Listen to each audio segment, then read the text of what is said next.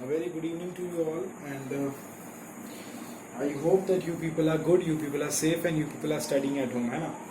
So this is a very short video actually जो मैंने सोचा कि तुम लोगों के सामने लाना चाहिए because कुछ एक दो बात मैंने सोचा कि तुम लोगों को बता दूं just because you people are in 10th standard, you people are studying this chapter, तो you should know these things.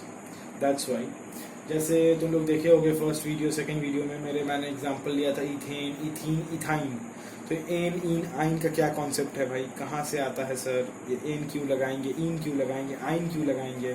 उसके बाद रिंग्स में हम लोग नोमेनक्लेचर देखे थे कि मीथेन है, इथेन है, प्रोपेन है, ब्यूटेन है, पेंटेन है, hexane, septane, octane, nonane and decane.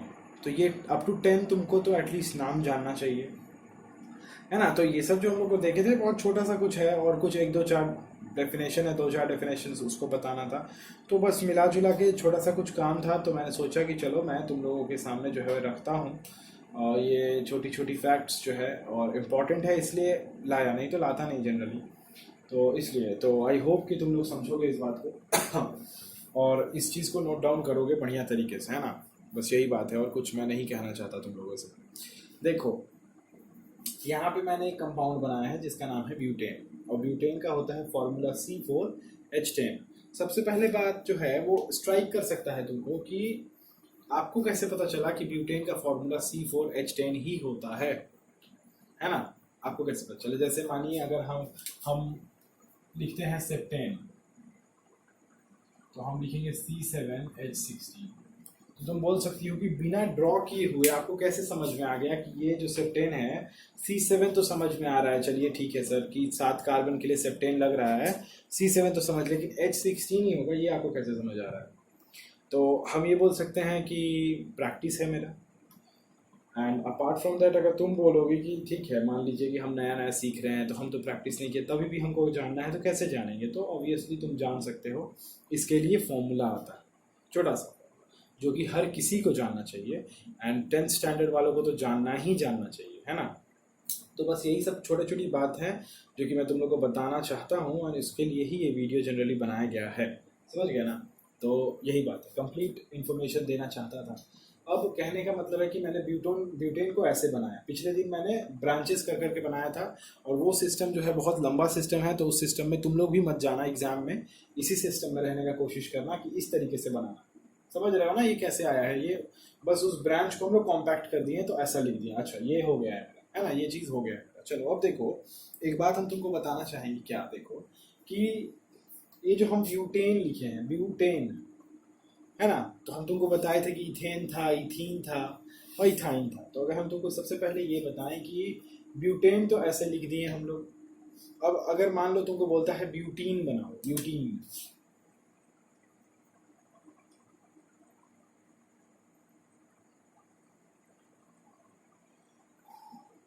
और सपोज तुमको बोल देता है कि ब्यूटाइन बनाओ, ब्यूटीन बनाओ और ब्यूटाइन बना के दिखाओ, है ना। तुम बोलोगे कि भाई कैसे, है ना, मतलब कैसे सर, समझ नहीं आएगा। कितना ब्यूटीन मतलब, मान लीजिए सर समझ गए 4 कार्बन, लेकिन हाइड्रोजन कितना सर पता नहीं है ना। तो उसको बना के देखना पड़ेगा। मानिए कि अगर हम नहीं बनाना चाहते हैं, पहले हम ये जान लेना चाहते हैं कि उसके पास कितना होगा, फिर बनाना चाहते हैं, हो सकता है ना। मन में जो है वो इच्छाएं बहुत सारी होती हैं, तो क्या करना है। देखो तो अगर मैं बताऊं तुमको, तो फॉर्मूला होता है कि ब्यूटीन का फॉर्मूला होगा C4H8 और ब्यूटाइन होगा C4H6। ये है फॉर्मूला, समझ गए। हाँ ये है फॉर्मूला। अब सवाल ये है कि कैसे बनाना है इसका स्ट्रक्चर, ब्यूटीन का क्या मतलब है। तो मैं बनाता हूँ पहले, फिर तुम लोग को एक्सप्लेन कर देता हूँ फटाफट। देखो ज़्यादा लंबा नहीं लेके जाऊँगा, 1 2 3 4 ये तो सही है, 1 ये बॉन्डिंग भी कर दिए। अब आई हैव 8 हाइड्रोजन्स, 1 2 3 4 5 6 7 8। सवाल ये है कि ये क्या हो गया सर, ये तो 2 हाथ इसका खाली हो गया, क्या करने का है 2 हाथ का इसका भाई, क्या करना है सर बताइए। इसका एक हाथ और खाली हो गया और इसका एक हाथ खाली हो गया, और इसके एक हाथ को हम यहाँ डाल दें तो हो गया। इस कार्बन का कितना हाथ हो गया देखो तो, 1 2 3 4, और इस कार्बन का कितना हाथ हो गया, इस वाले का 1 2 3 4, तो इन लोग का 4 हाथ कंप्लीट, और यहाँ पे एक डबल बॉन्ड आ गया, क्योंकि हाइड्रोजन तो जगह पे, हाइड्रोजन तो मेरे पास था नहीं, तो हाथ तो खाली नहीं घूम सकता ना, तो हाथ कार्बन कार्बन के बीच में आ गया, बोला भाई जगह दो, डबल बॉन्ड। समझ गए ना? तो जब भी डबल बॉन्ड आता है कहीं भी कार्बन के चेन में, तो उसके नाम के साथ लास्ट में ईन लग जाता है। वहीं सब जगह अगर सिंगल बॉन्ड है तो वो लास्ट में एन लगता है। अब तुम लोग शायद तुम रिलेट कर पा रहे होगे कि आइन कब आएगा, तो आइन आएगा जब कहीं भी कार्बन कार्बन के बीच में ट्रिपल बॉन्ड आ जाएगा। अब C4H6 है, देखो कैसे बनेगा, 1 2 3 4,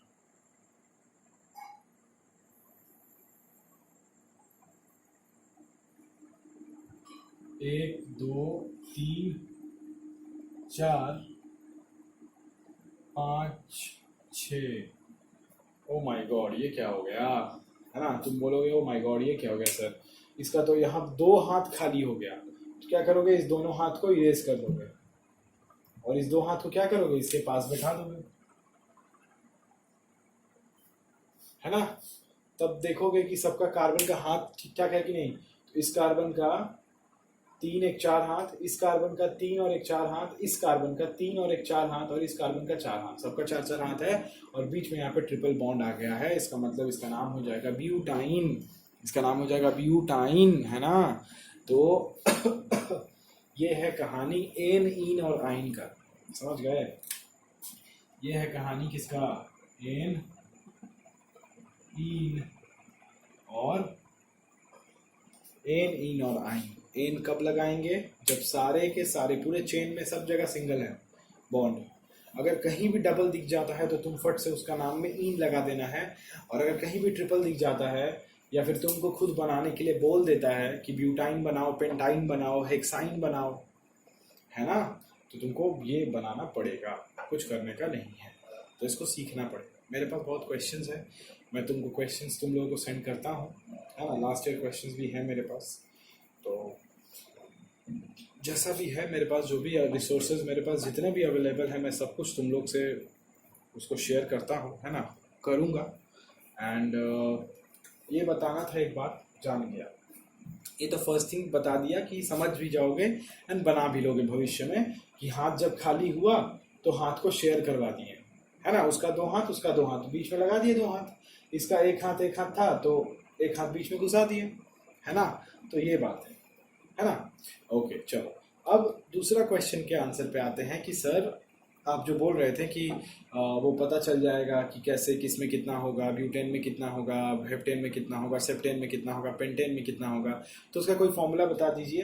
तो चलो बता देते हैं, उसका भी फॉर्मूला लिख लो तुम लोग कि अगर कभी भी किसी भी अल्केन, अल्केन समझते हो ना, मतलब अल्केन मतलब कुछ भी है जिसमें एन लगा हुआ है, सिंगल बॉन्ड वाले अल्केन में मीथेन, हेप्टेन, हेक्सेन, पेंटेन, कुछ भी जो एन है, तो किसी भी अल्केन का अगर तुमको फॉर्मूला चाहिए तो व्हाट इज द फॉर्मूला, याद रखो अल्केन के लिए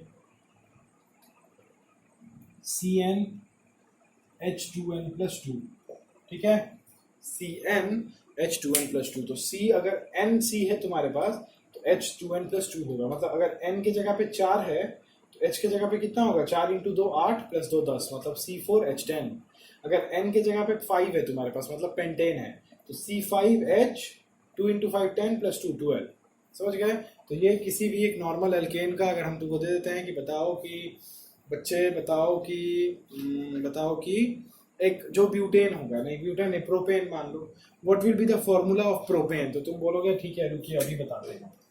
तो प्रोपेन मतलब 3 और H में 2 × 3 6 + 2 8, C3H8 होगा सर, लिख लीजिए, है ना? और जब C3H8 लिख सकते हैं तो इसका स्ट्रक्चर बनाना कौन सा बड़ा बात है ना? पता है कि दो तरफ में साइड में तो CH3 ही रहता है, बीच में खाली CH2 ऐड करते चल जाना जितना भी कार्बन है, ये सब पहले ही बता चुके हैं, है ना? चलो अब आता है अल्कीन का जनरल फॉर्मूला, कि किसी भी अल्कीन का फॉर्मूला कैसा क्या होगा, तो CnH2n, ठीक है। और आता है अल्काइन का फॉर्मूला, इसका फॉर्मूला होगा CnH2n-2, तो ये 3 फॉर्मूला है जो कि मैं चाहता था तुम लोग के साथ शेयर करना है, मैंने कर दिया।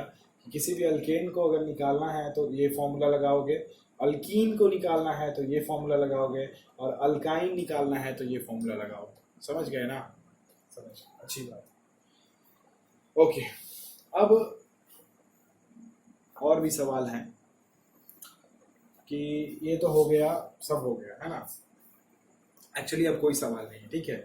यही मुझे बताना था जो कि मैंने बता दिया। इससे हम लोग एन, इन और आइन के डिफरेंसेस को समझ जाएंगे। अनसैचुरेटेड, सैचुरेटेड बता ही दिया हूँ, और एन, आइन और इन के डिफरेंसेस को बता दिया। 10 तक मैं नाम बता दिया, उसको याद कर लो, लिख लो कि decane, नोनेन, octane, heptane, hexane, pentane, butane, propane, ethane, methane, है ना। तो ये याद कर लेना है, कॉपी में लिख लेना है, इन केस अगर तुमको लगता है कि हम भूल जाएंगे उसके लिए। एंड स्ट्रक्चर्स को प्रैक्टिस करना बहुत ज़्यादा ज़रूरी है, बहुत ज़रूरी है। तो बस यही बात है जो कि मैं तुमको बताना चाहता था, और कुछ आई होप कि नहीं है। 1-2 डेफिनेशंस है जो कि मैं तुम लोग को बता देता हूँ, तुम लोग उसको कर लो, है ना। तो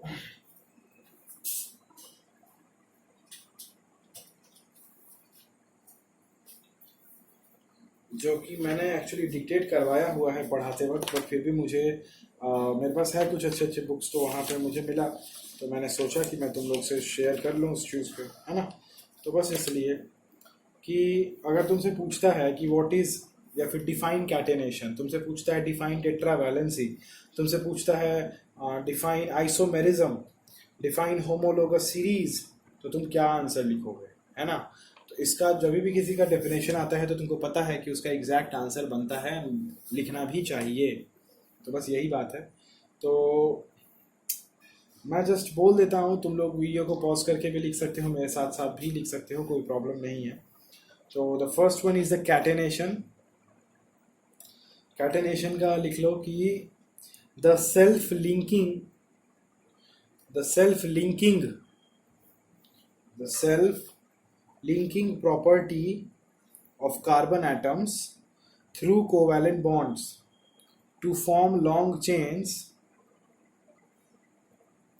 and rings is called catenation। ठीक है, एक बार रिपीट कर देता हूँ, द सेल्फ लिंकिंग, ठीक है, स्पेलिंग लिख देता हूँ, linking, the self-linking property of carbon atoms through covalent bonds to form long chains and rings is called catenation। next है कि define tetravalency, तो इसको लिख लो कि tetravalency is the state of an atom, tetravalency is the state of an atom in which there are 4 electrons available with the atom for covalent chemical bonding, full stop। carbon has a valency of 4, full stop। Carbon has a valency of 4, full stop। So it is capable of making bonds with 4 other atoms, so it is capable of making bonds with 4 other atoms of carbon or any other element, full stop। This is what is tetravalency, ठीक है ना। Define tetravalency बोलता है तो ये तुमको लिखना पड़ेगा। नेक्स्ट है, अगर तुमको बोलता है डिफाइन आइसोमेरिज्म, देखो तो क्या लिखोगे, the compound which possess the same molecular formula,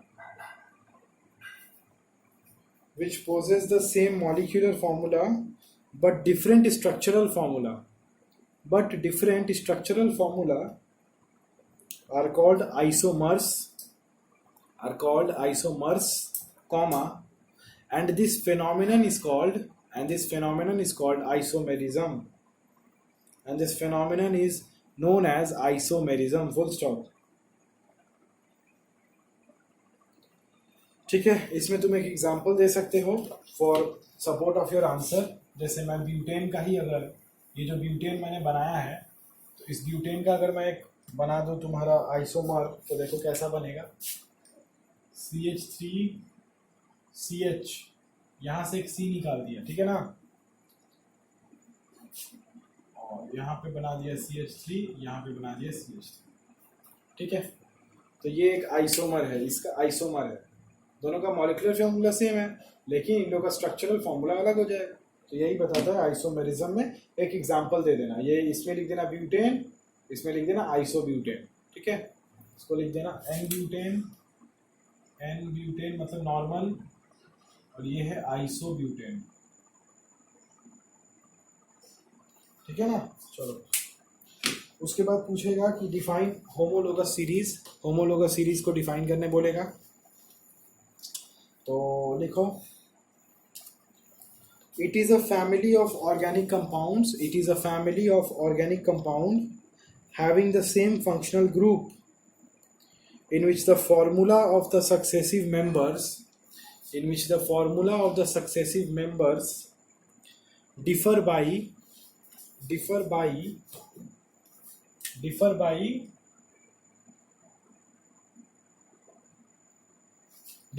CH2 group, ऐसे लिखना, differ by CH2 group, full stop. For example, CH4, C2H6, C3H8, C4H10, etc. Full stop. All the members of a homologous series, all the members of a homologous series